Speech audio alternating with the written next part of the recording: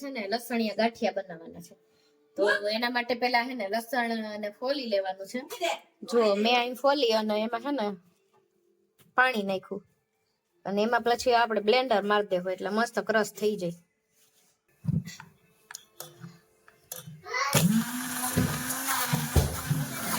આ રીતના ક્રશ કરી લેવાનું. તો મેં થોડાક અજમા પણ નાખ્યા. જો ગાંઠિયા છે એટલે અજમા તો જોઈએ જ, એમાં તો જ મજા આવે. અજમા નાખીએ તો જ ગાંઠિયા ખાવાની. તો બધું આને ક્રશ કરી લે હું.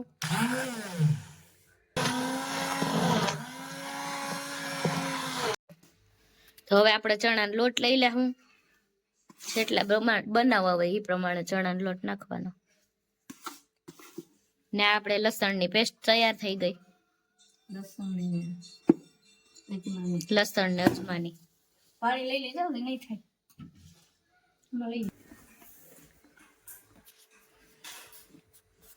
નિમક નાખી દીધું ને મમ્મી, સ્વાદ અનુસાર નિમક નાખ્યું. લક્ષ્મીબાના ગાંઠિયા કેવાક બને કા?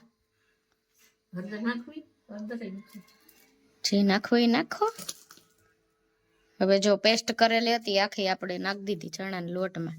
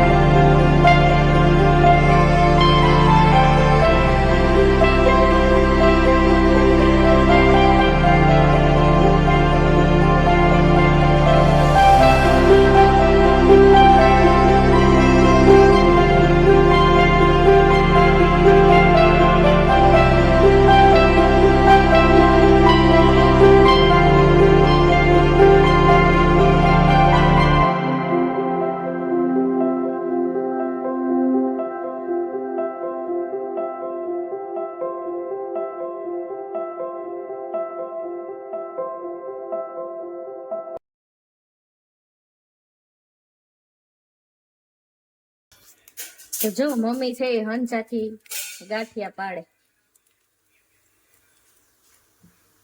હવે તો લગભગ મને આવડી જાય. નહીં મમ્મી કે નહીં આવડે?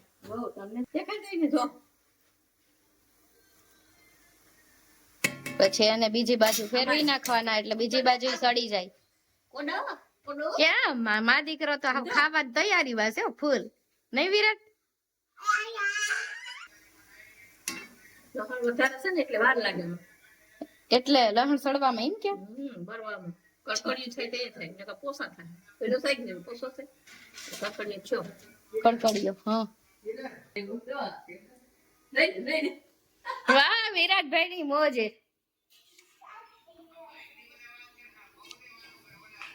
એક બાજુ અહીંયા ગાંઠિયા ચાલુ છે ને એક બાજુ આવી રમતું કરે.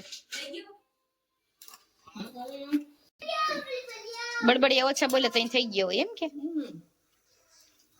આવી રીતે નિતાર લેવાનું એટલે તેલ ઓલું રહી જ નહીં. કા વાહ લક્ષ્મીબેન વાહ. પેપરમાં મૂકી દઈએ તો તેલ સુહાઈ જાય. કા વાહ લક્ષ્મીબેન વાહ. શું વાત છે તમારે તો રસોઈમાં હાલો એમ છો તમે સારી રીતે. તો દર વખતે પછી આ રીતે પાડી લેવાના બરોબર ને?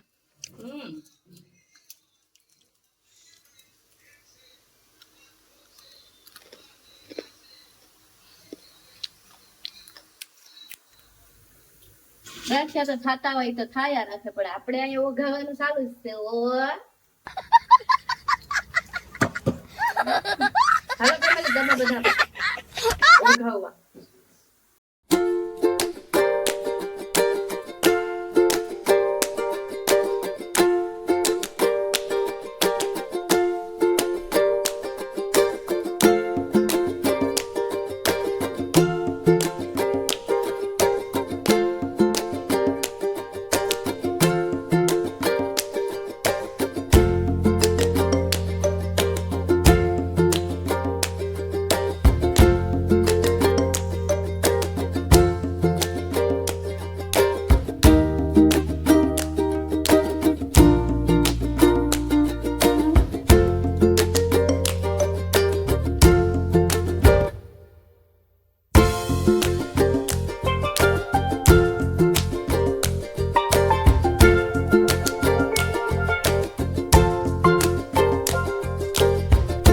તો તૈયાર થઈ ગયા છે સરસ મજાના લસણિયા ગાંઠિયા.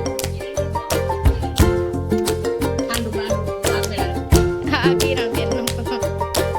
આ કિરણબેને બનાવ્યું.